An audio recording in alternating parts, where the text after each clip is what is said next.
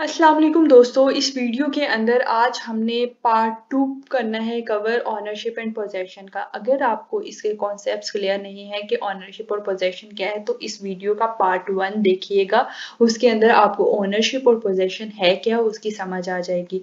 ठीक है, वो हमने पार्ट 1 के अंदर इंट्रो डेफिनेशन और डिफरेंसेस और सिग्निफिकेंस कवर कर चुके हैं। सही हो गया। आज की वीडियो के अंदर हमने काइंड्स को, जो कि हमारी फोर्थ आउटलाइन है, उसको हम डिस्कस करेंगे। एक इंडिविजुअल ओनरशिप होती है, एक जॉइंट ओनरशिप होती है और एक कॉर्पोरेट ओनरशिप होती है।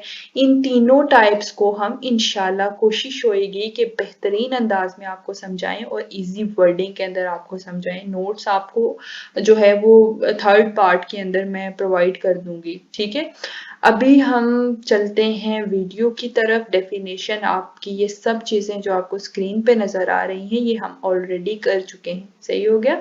अभी हमने करने हैं काइंड्स। ओनरशिप की बेसिकली 3 काइंड्स हैं। आपको स्क्रीन के ऊपर ये जो शो हो रहा है ये बेसिकली आउटलाइन ही है। पहली वाली के अंदर हमने इंडिविजुअल ओनरशिप को पढ़ना है, दूसरी वाली के अंदर हमने ज्वाइंट को पढ़ना है और फिर तीसरी एक कॉर्पोरेट ओनरशिप क्या होती है हम उसको देखेंगे। इंडिविजुअल ओनरशिप, इंडिविजुअल ओनरशिप आपके पास क्या होती है। फॉर एग्जांपल आप अपनी ही एग्जांपल ले लो कि अगर आप कोई बिजनेस स्टार्ट करते हो, बिजनेस आप इन अ केस आपने कोई वेबसाइट क्रिएट की है और आपने वो अकेले ने क्रिएट की है। ठीक है, और आप उसमें किसी की कोई हेल्प नहीं ले रहे हो, तो आप अकेले वो बिजनेस बिजनेस इसको कह लें। ठीक है, और आप उसको अकेले ही चला रहे हो। अब देखो, इंडिविजुअल ओनरशिप के अंदर आप अकेला एक ओनर है, आपके पास सारा कंट्रोल होएगा। आप चाहो तो उसके अंदर कुछ भी मॉडिफिकेशन कर सकते हो, उसको यूज कर सकते हो। अकेला बंदा उसके अंदर ऊपर हुक्मरानी करेगा, अकेला बैठा होएगा, अकेला यूज करेगा उसको। कोई मॉडिफिकेशन करना चाह रहा है तो वो उसके अंदर मॉडिफिकेशन कर सकता है। या फिर मॉडिफिकेशन फॉर एग्जांपल अगर कोई पोस्ट अपनी वेबसाइट के ऊपर आप लगाना चाहते हो तो आपको किसी की इजाजत की जरूरत नहीं है, आप खुद कर सकते हो। आपको अगर कोई ट्रांसफर करनी है वो वेबसाइट किसी और को तो आप कर सकते हो इजीली। सेल करना चाहते हो कोई, आप उसकी गिग लगा लो और आप उसको सेल करो, तो वो भी आपकी अपनी मर्जी है। दूसरी एग्जांपल आप इसकी ले लो। फॉर एग्जांपल आपने कोई शॉप खोली है, कोई भी शॉप खोली है। अब उस शॉप को आपने अकेले ने मेहनत करके बनाया है, आप अकेले उसके ऑनर हो गए। आप हो सकता है आपने बनाया है या फिर आपने किसी को पैसे देके खरीद ली है वो शॉप, लेकिन वो पूरी दुकान अब आपकी ही है ना। तो आप चाहो तो आप उसके अंदर कौन कौन सी चीजें रखनी है ये आप खुद डिसाइड करोगे। आपको किसी किसकी इजाजत लेने की जरूरत नहीं है कि आप ऊपर हायर अथॉरिटी कोई है ही नहीं है आप उससे जाके इजाजत लो, वो चीज इसके अंदर नहीं होती है।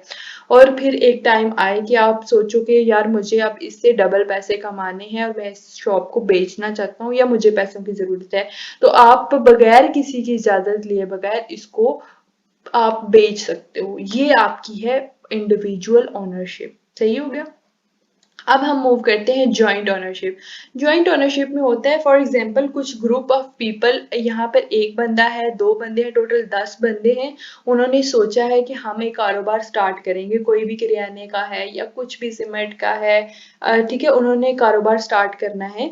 तो वो जो कारोबार स्टार्ट कर रहे हैं वो जॉइंट ओनरशिप होएगा, उसके अंदर डिफरेंट लोग होंगे। अब हो सकता है कि आप बिजनेस पार्टनर हो, आप हो सकता है होता है ना कि कुछ खानदान के अंदर भाई भाई ही कारोबार शुरू करते हैं और फिर सारे इकट्ठे रहते हैं, एका करके रहते हैं। तो वो कोई अगर कोई बिजनेस चला रहे हैं वो फैमिली मेंबर्स भी हो सकते हैं या कोई और भी हो सकता है। ठीक है, अब ज्वाइंट ओनरशिप के अंदर दो या दो से ज्यादा मेंबर्स होते हैं। इंडिविजुअल ओनरशिप के अंदर सिर्फ एक मेंबर होता है और वो अपना कारोबार चला रहा होता है। ज्वाइंट के अंदर दो या दो से ज्यादा होते हैं। अब इसके अंदर आप तीन चीजों को पढ़ोगे, एक ज्वाइंट टेनेसी, एक टेनेंसी इन कॉमन और एक है टेनेंसी बाय एंटायरटी।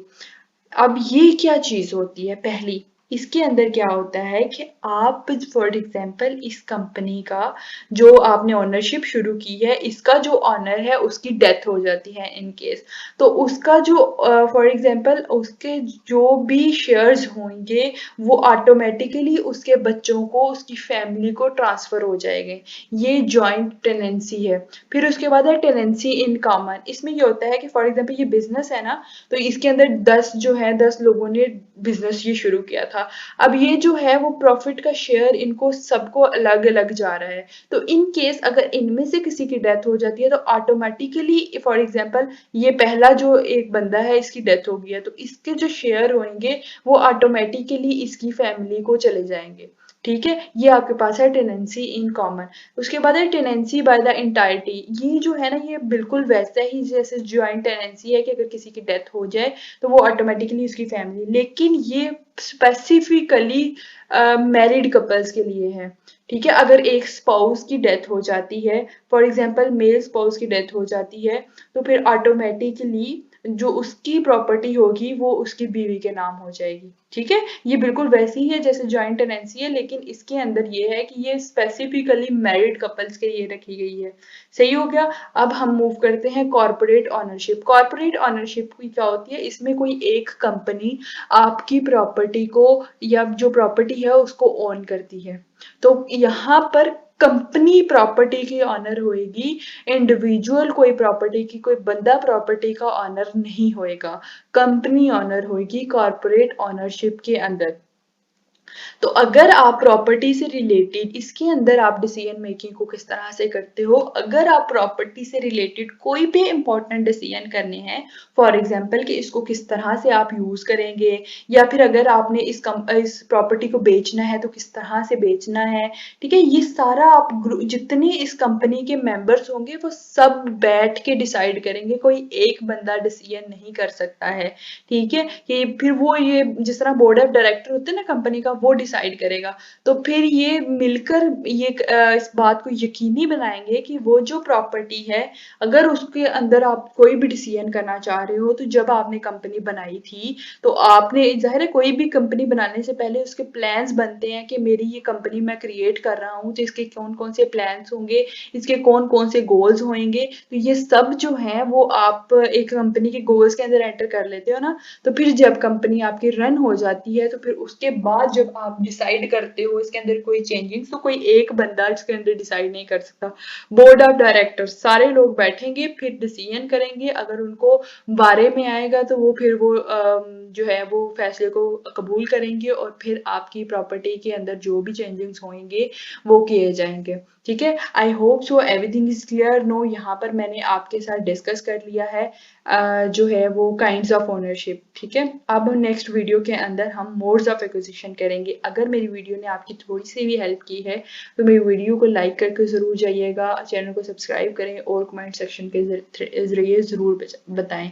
अपना बहुत सा ख्याल रखें। अल्लाह हाफिज़।